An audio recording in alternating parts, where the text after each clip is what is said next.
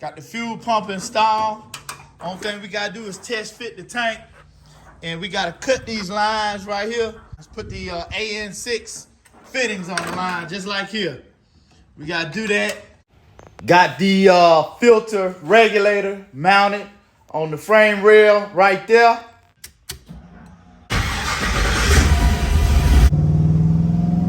I'm satisfied, you too.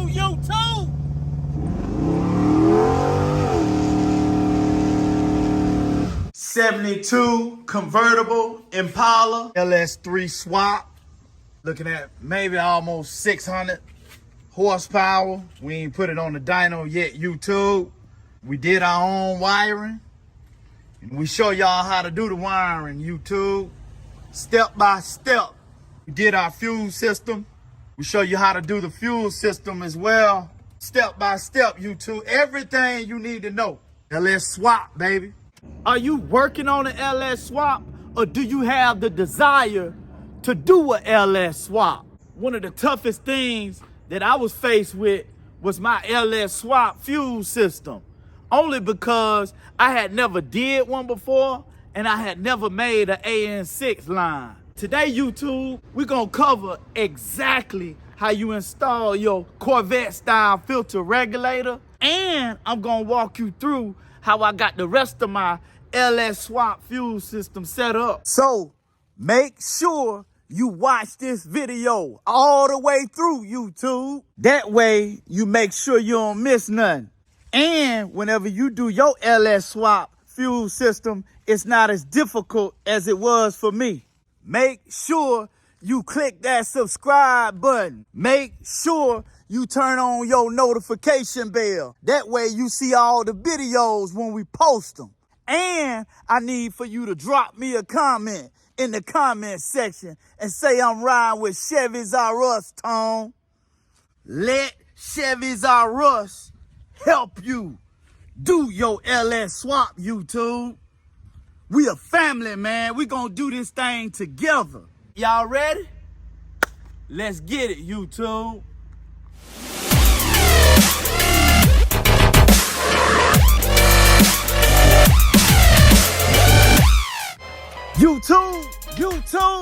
YouTube. This your boy, Tone coming back at y'all one more again, YouTube, with another great video on Chevys R Us, man. Y'all know what time it is, man. We out here in the garage, and guess what? Ain't nothing nobody can do about it. Let's get to it, YouTube. Got the fuel pump installed. Only thing we gotta do is test fit the tank, and we gotta cut these lines right here and put the ends on the lines. Put the AN6 fittings on the line, just like here. We gotta do that and install the fuel regulator filter. Let's see where it's at. Here you go, right here. It's somewhere around here. I'll find it in a minute. But yeah, that's what we're gonna be doing today, YouTube. So let's get to it. There goes the fuel line right there. From the top going down right there. And let me show you. Comes down. Here it is right here. Let me bag out a little bit. Comes down right here. I got a stainless steel zip tie. It's actually tied to the old gas line. Got it tucked up underneath the frame. I know y'all see it right there coming down. Tucked up underneath the frame. Let me cut the light on. There you go. You can see better now. So it's coming down from the engine compartment. I got a stainless steel zip tie. Stainless steel zip tie. Got it tucked up underneath the frame, right up in there. Goes underneath the cross member. All right, YouTube, check it out, man. I got the gas tank in. I got the straps in. Boom. Show y'all this right here. Here, all my fuel connections. Right here. I got plenty of room. The electronic fuel pump has a little gap up there about that big. It just fit in from the factory like that, man. I got the sending unit and the fuel pump grounded. Both of them are right there. And I got the sending unit hot wire and the fuel pump hot wire right here in the front. It's gonna connect back there. And then this is the breather tube right here. This is the breather tube connect up to the breather valve on top. So only thing I'm gonna do now is I'm gonna route these gas lines and I'm gonna put these stainless steel zip ties on them so that they don't come loose. So I'm gonna get these routed and I'll be back with y'all in a minute, YouTube. All right, later. There you go, you can see better now. So it's coming down from the engine compartment. I got a stainless steel zip tie. Stainless steel zip tie. Got it tucked up underneath the frame, right up in there.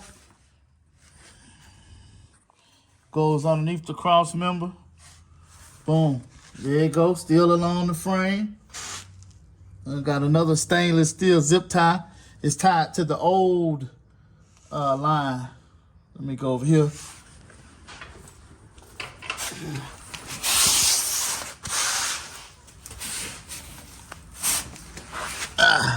That's a better shot. So it comes underneath the cross member. Stainless steel zip tie to the old line. Another stainless steel zip tie to the old line. We coming out here. Stainless steel zip tie to the old line right there. And then we have our filter regulator right here. It's actually mounted. Let's talk about the filter regulator for a minute before we continue on. Now, I have my filter regulator is mounted on the passenger side along in the path that the regular original fuel lines was run. Let me just show y'all real quick. Your gas line, well actually the original gas line, if you got a Chevy, it's gonna run on the passenger side all along under here, underneath the bottom of the frame right here.